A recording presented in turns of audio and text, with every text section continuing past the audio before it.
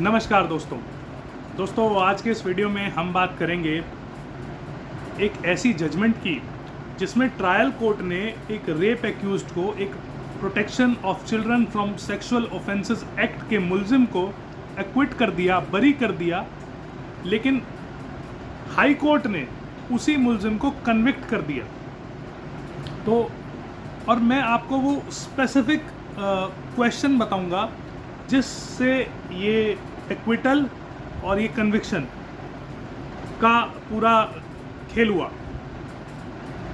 तो दोस्तों सबसे पहले हम केस के देखते हैं फैक्ट्स। तो अगर किसी को ये जजमेंट पढ़ना हो तो दिल्ली हाई कोर्ट की वेबसाइट पे ही can see criminal appeal number 295/2021 state versus PDD का ये केस है, right. And the date of judgment is 14th of May 2024, right? So now let me tell you the facts of the case straight away to you.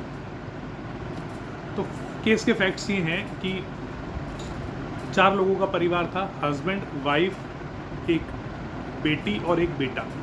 बेटी इस case में victim है और बेटा एक विटनेस है, राइट। तो केस ये है कि हस्बैंड और वाइफ दोनों सिक्योरिटी गार्ड की जॉब करते थे, ठीक है। और 18 जनवरी 2013 को इस लड़की के पिताजी जो हैं, जो कि एक सिक्योरिटी गार्ड का काम करते थे, इन्होंने दारू पी रखी थी। और दारू पी के जब उसकी मदर आई तो उसकी मदर ने पूछा कि क्या बनाना है खाने में घर में, जैसे नॉर्मली पूछते हैं। तो उस आदमी ने अपनी वाइफ को पीटा, अपने बेटे को पीटा। तो ये जो बच्चे थे दे रैन अवे टू समवेयर, वो किस तरह से भाग गए और उनकी माँ ने उन्हें कहा कि जाओ पुलिस स्टेशन में चले जाओ और कंप्लेंट कर दो। तो पहले तो वो एक अंकल की दुकान में छुप गए, राइट, जब वो उनके that person came following them, but somehow they manage to go to police station. तो 18 जनवरी की रात को वो लड़की पुलिस स्टेशन जाती है और वो पुलिस को ये बयान करती है कि उसके पिताजी उसके साथ सेक्सुअल असॉल्ट कर रहे हैं। और लास्ट जो उन्होंने उसका सेक्सुअल असॉल्ट करा है that is on 4th of January 2013। ध्यान देना है 4 जनवरी 2013 और 18 जनवरी 2013, 15 दिन का डिले है। और वो ये भी कह रही कि 2 साल से कर रहे हैं, राइट। तो 2 साल 15 दिन हो गए एक तरह से, राइट। और वो ये कहती है कि उस दिन क्या हुआ, जब मतलब जो लास्ट इंसिडेंट नरेट करती है 4 जनवरी का, उसमें वो बताती है कि उस लड़की के साथ उसके फादर ने क्या किया। एक दिन उसके पिताजी आए, उसके पिताजी उस वक्त जॉबलेस थे, उनकी नौकरी छूट गई थी। तो उन्होंने क्या किया, उन्होंने उसको स्कूल नहीं जाने दिया दिन के समय, और he asked her to sleep. वो टीवी देख रही थी तो उसके पापा ने उसे कहा कि टीवी बंद करो और सो जाओ। और उसके भाई को उसके डैडी ने स्कूल भेज दिया, उसकी मम्मी काम पे गई थी, राइट। तो जब उसकी मम्मी काम पे चली गई दिन के समय, भाई स्कूल गया हुआ था, तो जब वो लड़की सो गई तो उसके फादर ने उसके प्राइवेट पार्ट्स को टच किया, राइट। जब उसके प्राइवेट पार्ट्स को टच किया एंड व्हेन शी रेजिस्टेड तो उसने उस लड़की को चुप करा दिया, राइट। और ही कंटिन्यूड दैट असॉल्ट। और उसने उस लड़की को धमकी दी कि तुमने अगर ये बात अपनी माँ को बताई तो मैं तुम्हारी माँ को मार दूंगा। तो यहाँ ध्यान देने वाली बात ये भी है कि जब लड़की के साथ फर्स्ट टाइम इंसिडेंट हुआ था तब उसकी एज 10 साल थी, क्योंकि 2 साल का बताया। तो बाद में जब गवाही हुई तो लड़की की एज 12-13 साल थी, राइट। तो ये ध्यान देने वाली बात है एज का फैक्टर। तो अब उसने उस लड़की के साथ मोलेस्टेशन किया, ने उसका असॉल्ट किया, ठीक है, और उसने उसके साथ रेप किया, राइट। फिर उस लड़की ने डर के मारे ये बात किसी को नहीं बताई, but later on she revealed it to her mother. And when she revealed it to her mother, उसकी मदर ने उसके फादर को कन्फ्रंट किया। और उसके फादर को जब कन्फ्रंट किया तो उसने जो है उसकी माँ को धमका दिया और उस लड़की को भी उसने बुरा भला कहा कि तूने ऐसा क्यों बताया अपनी माँ को, फलाना ढिमकाना। तो वो लड़की बताती है कि एक पॉइंट के टाइम पे ऐसी बात, मतलब ऐसी स्टेज आ गई थी मेरी लाइफ में कि ये व्यक्ति जो इसके फादर हैं, ये इसके साथ रोज़ डेली, ऑलमोस्ट डेली वो इसके साथ सेक्सुअल असॉल्ट करते थे, यानी वो डेली इसका रेप करते थे इसके फादर, राइट। तो this is the facts of the case. अब इस केस में एक्यूज ने कोई डिफेंस लेड नहीं किया, उसने कोई डिफेंस नहीं किया, बट 313 की स्टेटमेंट में उसने ये कहा कि मेरे और मेरी वाइफ के बीच में जो है रिलेशन अच्छे नहीं है, और इस वजह से मेरी वाइफ ने मेरी बेटी का यूज़ करके मुझे फॉल्सली इम्प्लीकेट कर दिया, इस केस में मुझे झूठा फंसा दिया, राइट। तो उसके बाद क्या होता है,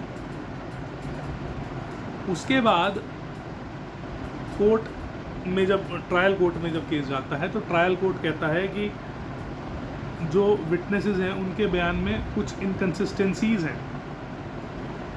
वो इनकन्सिस्टेंसीज़ क्या थी वो मैं अभी बताता हूँ। अभी हम देखते हैं कि कोर्ट ने क्या कहा। कोर्ट ने कहा एक तो 2 साल का ट्रायल है, इस लड़की ने 2 साल तक कुछ क्यों नहीं करा, और जो एक स्पेसिफिक सवाल जिस पे ये सारा खेल हुआ वो भी मैं अभी आपसे डिस्कस करूँगा, बट पहले हम ट्रायल कोर्ट की ऑब्जर्वेशन देख लेते हैं। कोर्ट ने कहा कि there is you know the prosecution story is unbelievable and improbable, and there are unexplained gaps in the prosecution story because of this inconsistencies in the statement of witness, right। तो ये हुई कहानी। अब उसके बाद कोर्ट ने 2 main ground पे जो है इस व्यक्ति को एक्विट किया। पहला डिले इन एफआईआर, और दूसरा कि ये जो कंप्लेंट है that is a motivated complaint, यानी कि ये माँ के पढ़ाने पे बेटी ने दी है और फादर को फॉल्सली इम्प्लीकेट कर दिया। तो अब हाई कोर्ट में जब मुकदमा आया तो हाई कोर्ट ने चीज़ों को एनालाइज किया। तो हाई कोर्ट ने बोला कि yes it is correct that delay in lodging FIR is a serious thing. जो लॉ है, सेटल्ड लॉ ये है कि अगर किसी के साथ कोई घटना होती है तो उस व्यक्ति को जल्दी से जल्दी अपने अपने साथ हुई घटना का वर्णन पुलिस को देना होता है, यानी कि केस रजिस्टर कराना होता है। और इसका पर्पज़ ये है जल्दी एफआईआर दर्ज कराने का कि उसमें आफ्टर थॉट ना हो और उससे क्लियरिटी रहे और हम सही बंदों को, मुलजिमों को जल्दी से जल्दी पकड़ सकें, राइट। ये पर्पज़ है। लेकिन ये भी एक इसमें प्रोवाइज़ो है या इसमें एक क्लॉज है कि अगर आप कई बार जब डिले हो जाता है एफआईआर दर्ज कराने में, if you can give a satisfactory answer कि आपने एफआईआर जल्दी क्यों नहीं दर्ज कराई, then that delay can be condone. तो इस केस में ट्रायल कोर्ट ने वो नहीं कंसिडर करा फॉर रीजंस कि 2 साल से हो रहा था और फिर इसने नहीं बताया, और फिर जब एक दिन इसकी मदर के साथ मार पिटाई हुई, then she went to police station and narrate the whole incident, right. तो ये ट्रायल कोर्ट को लगा कि it is an unconvincing story, right. तो अब हाई कोर्ट पे बात आती है। तो हाई कोर्ट कहता है कि इस लड़की का जो रेप करने वाला व्यक्ति था वो इसका फादर था। ये जो कुछ भी हो रहा था घर की 4 दीवारी में हो रहा था। मदर को भले ही पता था, लड़की ने बता दिया था at some point of time, but वो मदर की जो कंडीशन थी वो ऐसी थी कि दैट शी वो सब कुछ जानते हुए भी अपना घर बचाना चाहती थी कि मेरी like we don't go homeless and इस तरह से हमारे साथ ना हो जाए और हमें और परेशानियां ना झेलनी पड़े, हम परिवार की इज्जत और इस तरह की बातें, राइट। तो कोर्ट ने कहा कि yes there is a delay, but court को जब डिले कंसिडर कोर्ट करे तो कोर्ट को ये हर व्यक्ति के सोशल इकोनॉमिक बैकग्राउंड को कंसिडर करना चाहिए, उसके कल्चरल इथॉस को कंसिडर करना चाहिए और उसकी एजुकेशन को कंडीशन कंसिडर करना चाहिए, और ये भी कंसिडर एज वगैरह भी कंसिडर करना चाहिए, क्योंकि ये लड़की उस वक्त केवल 10 साल की थी, राइट। तो ये सब चीज़ें कोर्ट ने कहा कि ट्रायल कोर्ट ने कंसिडर नहीं करी है, और इसीलिए कोर्ट ने कहा कि मैकेनिकल मैनर में ट्रायल कोर्ट ने इस चीज़ को डील किया है, और इसीलिए हम मानते हैं, यानी हाई कोर्ट मानता है कि that delay in lodging the FIR was not fatal. दूसरी जो चीज़ दोस्तों इंपॉर्टेंट इस केस में हुई वो ये है कि इस व्यक्ति ने, यानी कि ये जो एक्यूज्ड है, इसने अपनी डॉटर की एज को चैलेंज नहीं किया कहीं भी पूरे ट्रायल में। So it is admitted that she was minor at the time of incident, क्योंकि उसने कहीं भी कोई ऑब्जेक्शन उसकी एज से रिलेटेड नहीं लिया। तो ये that goes proved that she was a minor, right. तीसरी चीज़ जो है दोस्तों, मैं अब वो आपको स्पेसिफिक क्वेश्चन बताता हूँ जिससे ये सारा खेल हुआ। तो वो स्पेसिफिक क्वेश्चन डिफेंस लॉयर का ये था कि ये बात तो मतलब डिफेंस लॉयर ने अपना जो पुट करने का जो तरीका रहा होगा क्वेश्चन, वो ये होगा कि ये बात तो सही है कि अगर 18 जनवरी 2013 को आपकी मदर के साथ और आपके भाई के साथ अगर मारपीट आपके डैडी ना करते तो आप ये केस रजिस्टर ना कराती। तो उस लड़की ने इस सवाल के जवाब में ये कहा, I cannot say whether I would have lodged FIR if this incident have not happened on 18 जनवरी 2013। यानी वो लड़की एक एक तरह से कंफ्यूज्ड नज़र आ रही है जवाब में कि क्या वो नहीं कह सकती कि वो कंप्लेंट कराती कि ना कराती, है ना। तो इस चीज़ को कंसिडर करके कोर्ट ने ये समझा, ट्रायल कोर्ट ने, कि भाई हो सकता है कि माँ के कहने पे इस लड़की ने फादर को फॉल्सली इम्प्लीकेट कर दिया, right. So that was that specific question. तो हाई कोर्ट ने ये कहा इसके बारे में कि ये एक that is not relevant. High court did not consider that relevant and trial court have considered it relevant. So that is the point. उसके बाद हाई कोर्ट ने ये कहा कि अगर हम एक सेकंड के लिए ये मान लेते हैं कि इन हस्बैंड वाइफ के बीच में डिस्प्यूट था, इनके बीच में झगड़ा था, तो भी हम ये समझते हैं, यानी हाई कोर्ट की अंडरस्टैंडिंग ये है कि कोई बेटी अपने बाप को सेक्सुअल असॉल्ट के केस में फॉल्सली इम्प्लीकेट नहीं करेगी, राइट। दूसरी बात कोर्ट ने ये कही, जो इनकंसिस्टेंसी वाली बात जो मैंने शुरू में कही थी, तो वो इनकंसिस्टेंसीज किस तरह की थी।